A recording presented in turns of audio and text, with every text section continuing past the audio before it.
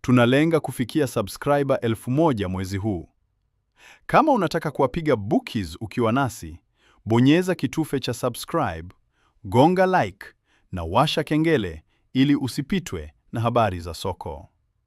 Pia, mshirikishe video hii yule rafiki yako ambaye kila siku anachana mkeka wako.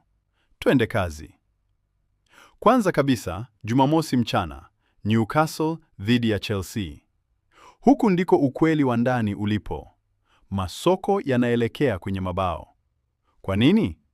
Kwa sababu kocha wa Chelsea, Enzo Maresca, inasemekana alizuka kwa hasira kwa kikosi chake wiki hii. Kuna msuguano pale. Wanacheza soka la kushambulia, lakini wamepata clean sheet moja tu katika mechi 4 zilizopita za ugenini. Newcastle wako kwenye hali ya kukata tamaa.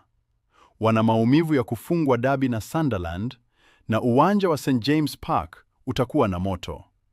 Huku Botman akiwa nje kwa Newcastle na ulinzi wa Chelsea ukiwa na vurugu, mechi hii inanukia sare ya 2-2.